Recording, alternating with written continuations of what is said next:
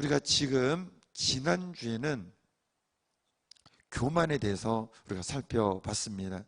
교만은 내가 다른 이들보다도 뛰어나다고 생각하는 겁니다. 이렇게 쉽게 말하면은 내가 잘났다는 것이죠. 근데 이게 건강한 자부심도 될 수 있는데 이 교만은 내가 남들보다 더 뛰어나고 더 탁월한데 여기만 멈추는 것이 아니라 이것이 다른 이들에 대한 멸시와 업신여김으로 이어지는 무로 말미암아 이것이 다른 이들에 상처를 주기도 하고 또 이 교만은 하나님이 미워하시는 죄, 물리치시는 죄가 되어지고 또 공동체를 파괴시키는 그러한 또 패망케 하는 일이 될 수 있다라고 이렇게 살펴봤습니다. 오늘은 이 교만의 죄를 이어서 두 번째로 우리의 심령 속에서 삶을 파괴시키는 불행하게 만드는 죄에 대해서 우리 함께 나누려고 합니다. 그 죄는 뭔가 하면 바로 시기의 죄입니다. 따라하겠습니다. 시기의 죄. 여러분, 시기는 이런 겁니다. 어떤 건가 하면은 나에게는 없는데 다른 이들이 가지고 있는 겁니다. 그럴 수 있죠. 그런 이들이 얼마나 많습니까? 나는 이렇게 부족한데 다른 이들은 너무나 탁월한 겁니다. 그래서 그들은 주목을 받습니다. 그들은 인정을 받습니다. 그들은 나보다 더 행복해 보입니다. 근데 나는 그렇지 못한 거예요. 덜 가졌고 재능도 더 부족하고 가진 것도 그들보다 덜하고 여러 가지 부족한 겁니다. 그러니까 가지지 못한 것에 대해서 그리고 나보다 더 가진 이들에 대하여 속이 아픈 겁니다. 이게 시기인 겁니다. 근데 속이 아픈 것에서 더 나아가서 아플 수 있잖아요. 우리가 그럴 수 있잖아요. 근데 더 나아가서 이 교만과 마찬가지로 교만은 다른 이들을 멸시하고 무시하는 것이라고 한다면 시기는 이 속쓰림이 미움으로 변질되어 상대를 파괴시키려고 하는 모든 마음과 시도가 이 시기 마음인 겁니다. 그러니까 이 시기는 굉장히 무서운 죄가 됩니다. 이 시기는 다른 이들을 파괴시킵니다. 이 시기 때문에. 그리고 이 다른 이들을 파괴시키는 것뿐만 아니라 자기 자신도 파괴시킵니다. 이 시기가 있는 이상에는 절대로 행복한 삶은 살 수가 없습니다. 그러니까 교만은 교만대로 우리의 하나님 물리치시는 일도 되지만은 이 시기는 다른 이도 파괴시키고 자기도 파괴시키는 일이 되게 되는 것이죠. 오늘 본문이 바로 이 시기가 일어나는 사건의 현장입니다. 다윗이 사울과 함께 전쟁터에 나가서 이기고 돌아온 겁니다. 사울이 이제 왕으로서 이기고 오는데 다윗도 함께 장수로서 나갔죠. 근데 여인들이 나와서 소고를 치면서 춤추면서 환영을 하는데 그 유명한 말을 하죠. 사울의 죽인 자는 천천히요 다윗의 죽인 자는 만만이로다. 누구에게 더 큰 영광을 돌린 겁니까? 누가 더 탁월한 인기를 얻은 겁니까? 사울이 아니라 다윗인 거예요. 우리는 이런 일을 인생을 살아가면서 수없이 겪습니다. 초등학교 유치원 때부터 이를 겪죠. 초등학교만 들으면 더 그것이 분명해지죠. 운동 경기에서부터 시작해서 학업 성적에서부터 해서 직장생 모든 것에서 다 이거 경험하는 거 아닙니까? 누구는 더 탁월하고 누구는 더 뛰어나고 누구는 더 인정받고 더 사랑받고 더 가졌고 더 훌륭하고 사울이 이 일을 지금 겪고 있는 것이죠. 그래서 그 마음속에 쓰린 겁니다. 아픈 겁니다. 이럴 수 있는데 이것이 어디까지 나갑니까? 누구나 이럴 때 마음이 아플 수 있는데 여기서 더 나아가서 다윗을 이제 주목하게 보기 시작하면서 나중에는 죽이려고 하더라는 겁니다. 파괴시키려고 하는 겁니다. 이게 죄라는 거예요. 여러분, 누가 나보다 더 뛰어나면 마음이 아플 수 있거든요. 누구나 사람의 마음이니까 그럴 수 있는데 근데 이것이 상대에 대한 미움으로 파괴시키는 것까지 나가기 때문에 문제가 되더라는 겁니다. 그래서 잠언서 14장 30절에서는 이 시기가 얼마나 우리의 몸과 그리고 마음을 파괴시키는 것인지에 대해서 이렇게 말씀을 해주는 겁니다. 같이 읽어보시죠. 시작. 평온한 마음은 육신의 생명이나 시기는 뼈를 썩게 하느니라. 여러분, 우리의 뼈, 이게 그냥 문학적인 이런 은유적인 표현을 쓴 게 아니라 실제인 거예요. 그리고 오늘날 의학적인 그런 부분도 이걸 다 말하고 있지 않습니까? 만병의 원인이 스트레스라고 말하고 있지 않습니까? 기쁘고 행복하면 우리 몸이 그만큼 면역력이 강해지는 것이죠. 근데 시기는 내가 가지지 못한 것을 가진 이들이 돼요. 나는 부족한데 더 행복하고 더 가진 이들이 아픈 것에서 속쓰림에서 쓰라린 것에서 더 나가서 그들에 대한 미움으로 그들을 파괴시키는 그러한 마음과 행동으로까지 이어지는 이 시기는 상대방도 그렇고 그 전에 자기 자신부터 뼈의 썩음처럼 파괴시킨다는 겁니다. 그래서 우리는 이 시기의 죄를 굉장히 경계를 해야 됩니다. 여러분, 특별히 이 시기는 모르는 사람보다도요, 우리의 아는 사람에 의해서, 이웃들에 의해서 일어납니다. 형제들에 의해서, 그리고 친구들 속에서, 그리고 우리가 아는 이들 속에서 이것이 더 일어나게 됩니다. 이게 더 무서운 죄가 되는 것이죠. 우리가 암을 생각하면 얼마나 끔찍하게 생각하고 얼마나 무섭게 생각합니까? 암에 걸리지 않으려고 그러고, 걸리면 치료해서 해결하려고 그런 것이죠. 근데 그 못지않게 이 시기라는 죄가 우리의 삶을 파괴시키고 다른 이도 파괴시키기 때문에 이러한 끔찍한 질병 못지않게 경계해야 되고, 또 그런 것이 들어왔다면 얼른 알아차리고 이겨나갈 수 있는 그러한 우리가 되어야 된다는 겁니다. 오늘 이 사울 왕의 이 시기로 인한 넘어짐을 우리가 보는 것뿐만 아니라 성경은 이 시기로 넘어진 이들의 많은 예를 우리에게 보여주고 있죠. 창세기 37장 3절 4절을 보면은 이것도 동일하게 그 유명한 요셉과 그의 형들에 대한 내용 아닙니까? 아버지가 자기 사랑하는 아내 라헬의 아들이다 보니 이 요셉을 너무 사랑한 겁니다. 그래서 편하게 너무 사랑했죠. 그래서 그를 위하여 채색옷을 지었더니 그 위에 형들이 많이 있는데 유독 이 아들만 더 사랑하는 겁니다. 그러니까 보세요. 형들이 볼 때 이거 얼마나 마음이 아프겠습니까? 이해되잖아요. 이해될 수 있죠. 우리가 아버지가 편애하는 거 아닙니까? 편애할 때 자녀들이 가장 큰 상처를 받는답니다. 근데 어쨌든 그 아픔이 있는 거예요. 근데 5절에 보면 뭐라 말하느냐, 그의 형들이 아버지가 형들보다 그를 더 사랑을 보고 그를 미워하여. 자 보세요, 아버지의 사랑을 나는 덜 받은데 요셉이 더 많이 받은 거예요. 아프죠, 마음이 당연히. 근데 이것이 뭐대로 되어집니까? 미움으로까지 가는 거예요. 그래서 그게 편하게 말할 수 없었더라 된, 이것이 나중에는 그를 죽이자까지 가야 되는 거예요. 이것이 죄라는 거예요. 여러분, 인간 세상상 이거 모든 곳에 있습니다. 이게 직장 상사로부터 모두가 다 사랑받습니까? 아니죠. 더 사랑받는 사람이 있고 덜 받는 사람이 있죠. 학교 선생님으로부터 그렇지 않습니까? 그러면 덜 받을 때, 덜 관심 받을 때, 더 주목받을 때 인간이 왜 마음 안 아프겠습니까? 아프죠. 또 타고난 사람 보면 사실 쓰라린 것이 있죠. 근데 이것이 미움으로 가서 상대를 파괴시키려고 한다는 거예요. 이 시기가. 이게 무서운 겁니다. 여러분, 창세기 4장 3절 4절에 보면 이걸 더 직접적으로 우리가 보게 되어지죠. 가인도 하나님께 그 땅의 소산물을 가지고 이렇게 드렸고, 5절 보면 아벨도 양의 첫 새끼와 그 기름으로 하나님께 드렸는데, 아벨과 그 제물은 받으셨지만은 5절에 보면 가인과 그 제물은 받지 않으시는 거예요. 그러니까 보세요, 이게 눈에 보이는 겁니다. 하나님께서 아벨은 더 사랑하셔, 아벨은 더 연락하셔, 근데 나는 안 그래. 이게 가인이 여기서 마음이 그도 힘들어진 것이죠. 근데 이것이 그냥 여기까지는 우리가 이해할 수 있는데 이것이 어디까지 나갑니까? 창세기 4장 8절에 보면은 그 동생 아우를 들로 불러내가지고 쳐서 죽여버리는 거예요. 이게 죄라는 거예요. 이 모든 뿌리는 뭡니까? 시기가 있는 거예요. 시기. 자, 그래서 이 시기라는 이 죄를 우리는 싸워나가야 됩니다. 인간으로 사는 이상은 이 시기라는 죄가 호시탄탄 끊임없이 우리의 마음속에 들어옵니다. 이거는 죽을 때까지 이 공격을 받는 거예요. 우리 조상들이 탁월하게 남긴 말이 있죠. 속담 중에 사촌이 땅을 사면 배 아프다. 근데 이게 배 아픈 정도만 있으면 되는데 이게 그를 향한 미워하고 그에 대한 파괴적인 것들까지 나가면 이게 죄가 되는 것이죠. 여러분, 이것을 또 탁월하게 잘 보여주고 있는 동화가 있습니다. 뭡니까?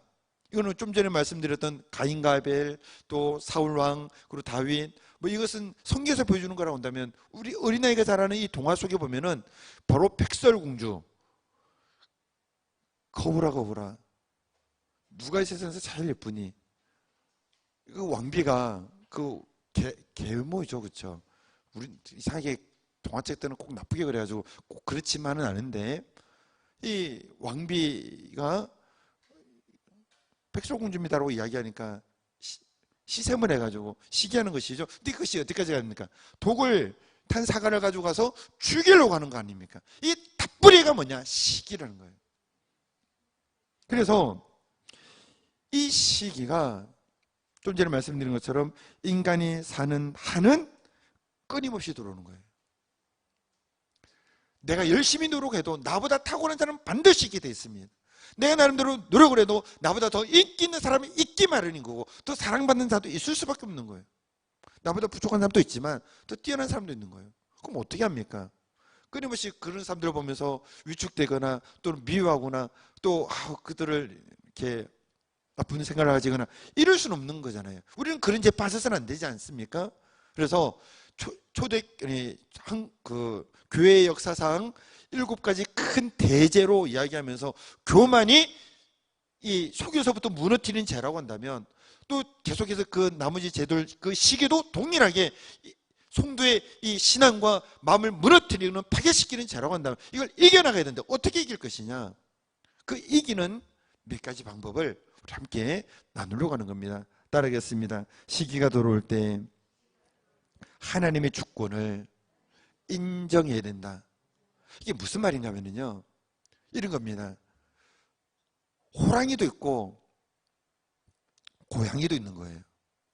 이게 좀 약간 너무 우리가 인간을 이렇게 운명론적으로 딱 결정짓는 건 아니지만, 하나님께서 은사를 따라 재능을 따라 그릇의 크기가 다 다른 거예요. 근데 물론 인간은 다릅니다. 하나님께 구하고 또 우리가 목표를 세우고 열심히 노력하면 우리는 끊임없이 잘할 수가 있고 끊임없이 성장할 수 있는 그러한 이렇게 그런 부분들이 있기 때문에 딱 결정론적으로 끝났다는 이건 아닙니다. 그럼에도 불구하고 어떤 일은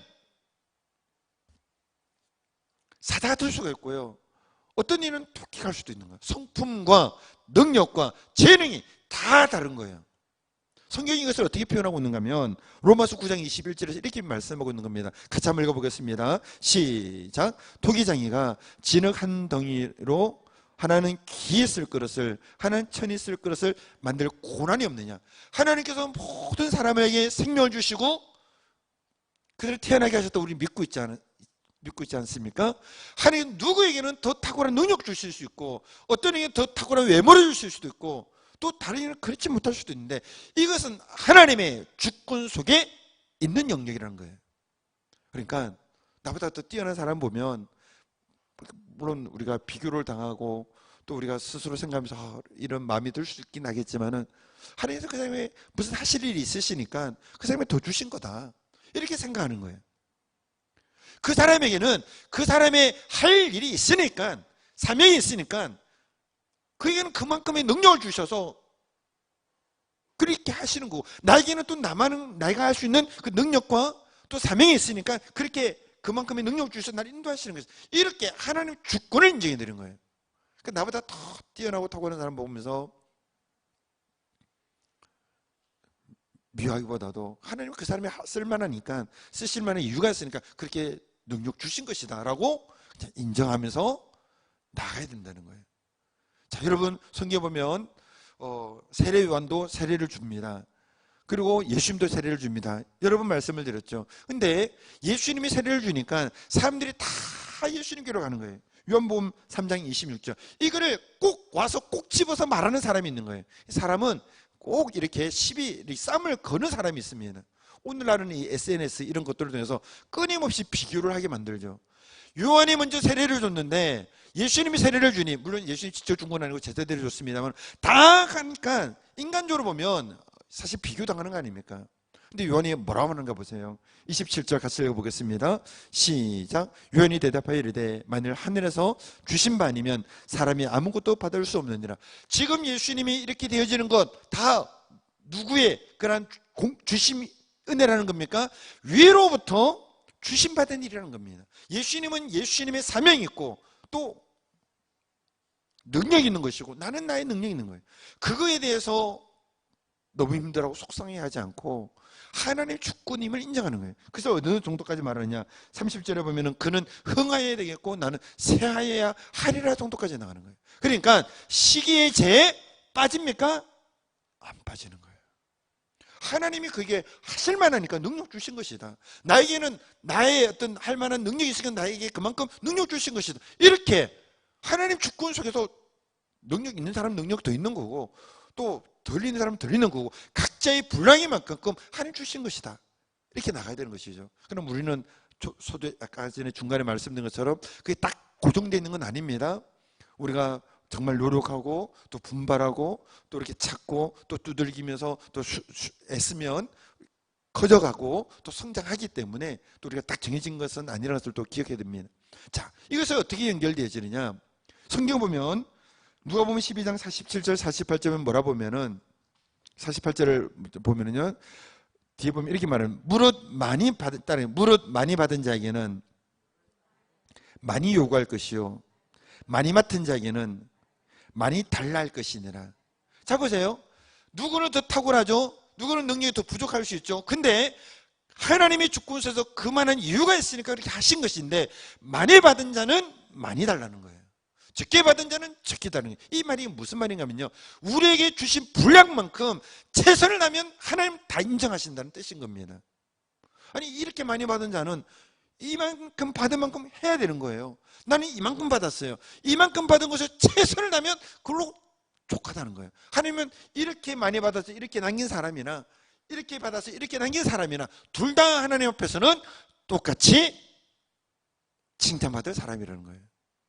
그래서 우리가 잘 아는 대로 마태복음 25장 21절에 보면은 이것은 5달란트 받은 종이 5달란트 남겼을 때 한 칭찬의 내용입니다. 이거나 2달란트 받은 종이 2달란트는 남겼을 때 받은 칭찬, 그는 25장 23절 내용이 한 글자도 다르지 않고 똑같습니다. 착하고 충성된 종아, 잘했도다. 착하고 충성된 종아, 내가 작은 일에 충성했으며 내가 많은 것을 내게 맡기는 내 주인의 즐거움에서. 한 종은 5개를 남겼다니까요. 5달란트. 한 종은 2달란트 남겼습니다. 세상 사람들이 볼 때는 이 사람이 우와 대단하다. 2달란트는 이 사람에 비해서는 아유 뭐 그 사람 반도 안 되네, 이거 아닙니까?